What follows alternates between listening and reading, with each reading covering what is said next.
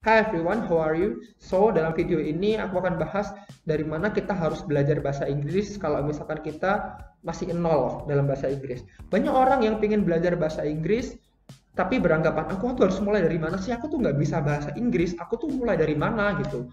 Nah, pada video ini aku akan jelasin bagaimana sih seorang yang mulai awal belajar bahasa Inggris tuh bisa punya starting point yang baik kayak gitu.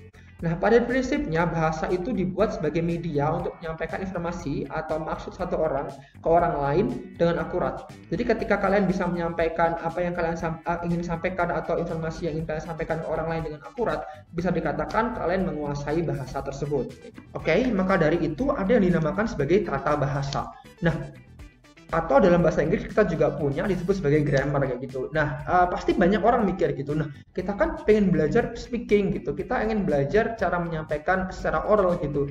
Kita nggak harus grammarnya betul loh seperti itu. Sepertinya anggapan seperti itu sudah meluas di masyarakat dan itu tidak sepenuhnya betul sebenarnya. Jadi grammar atau tata bahasa itu dibuat sebenarnya itu untuk membantu kita, mempermudah kita menyampaikan informasi secara akurat dan lebih minim misunderstanding. Walaupun memang diakui itu bisa jadi membuat conversation kita itu menjadi lebih kaku. Tapi ya kalau menurutku ya itu nggak masalah gitu. Selama apa yang ingin kita sampaikan bisa tersampaikan dengan baik. Untuk awal-awal itu nggak masalah. Kalau misalkan sudah fasih, sudah lancar, baru kita nanti memperhalus bahasa kita.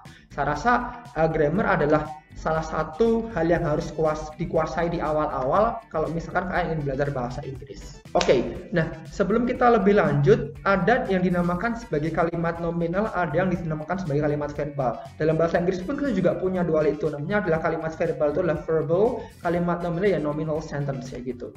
Nah, perbedaannya apa sih kalimat nominal dan kalimat verbal itu? Sebenarnya perbedaan mendasar antara kalimat nominal dan kalimat verbal itu ada pada keberadaan kata kerja. Kata kerja itu apa sih? Kata yang menunjukkan sebuah aktivitas. Contoh makan, minum, melihat, menonton, kemudian tidur, berlari, gitu, melompat, gitu. Nah, kalau suatu kalimat mengandung kata-kata seperti itu, kata kerja, kata macam itu, maka disebut sebagai kalimat verbal. Tapi jika suatu kalimat tidak mengandung kata seperti itu, maka disebut sebagai kalimat nominal. Contoh, aku makan sayur setiap pagi. Aku makan sayur setiap pagi. Nah, kata makan dalam kalimat itu tuh menunjukkan kalimat verbal kayak gitu.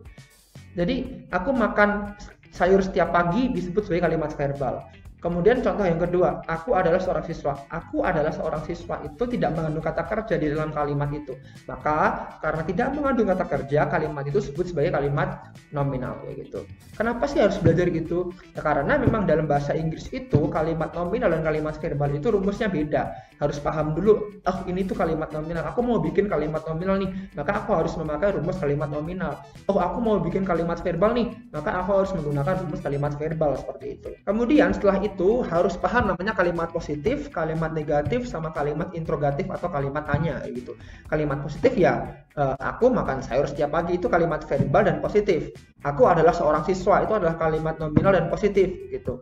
Oke, kemudian kalimat negatif, aku tidak makan sayur setiap pagi, itu adalah kalimat verbal dan dia negatif. Aku bukan seorang siswa, itu adalah kalimat nominal dan dia kalimat negatif kayak gitu.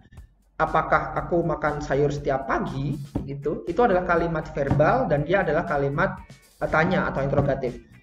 Apakah dia seorang siswa gitu. Nah, itu adalah kalimat nominal dan itu kalimat interrogatif atau kalimat tanya.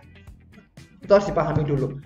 Kemudian yang berikutnya, kalau itu tiga sudah paham, sebenarnya ada beberapa macam dari kalimat interrogatif. Yang pertama adalah kalimat interrogatif yang jawabannya iya atau tidak doang. Contohnya adalah apakah kamu makan sayur setiap pagi? Itu kan jawabannya adalah kalau iya, kalau nggak iya ya tidak gitu. Yang kedua adalah menggunakan 5W1H yang bukan menanyakan subjek.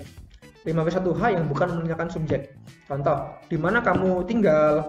Di mana kapan kamu ke sekolah gitu. Apa yang kamu lakukan gitu. Jadi 5W1H itu ada what, where, when, why, who, sama how. Jadi kalimat yang menggunakan kata-kata itu tapi tidak untuk menanyakan subjek gitu. Oke. Yang berikutnya adalah kalimat yang menggunakan 5W1H tapi menanyakan subjek. Contoh, siapa yang memakan laukku gitu, atau siapa yang membantuku kemarin, atau siapa yang telah menaruh buku di mejaku kayak gitu. Nah, jawabannya pasti adalah subjek kayak gitu.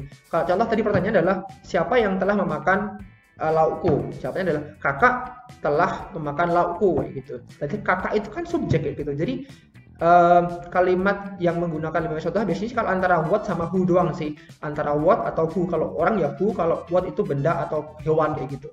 Oke, jadi prinsip itu harus dipahami dulu. Yang pertama harus tahu kalimat nominal, kalimat verbal, dan kemudian ada kalimat positif, negatif, interrogatif. Dalam kalimat interrogatif itu ada kalimat interrogatif yang jawabannya yes atau no, kemudian kalimat interrogatif yang menggunakan 5W1H yang jawabannya bukan subjek, dan kalimat interrogatif yang menggunakan who atau what yang jawabannya adalah subjek. Harus paham itu dulu.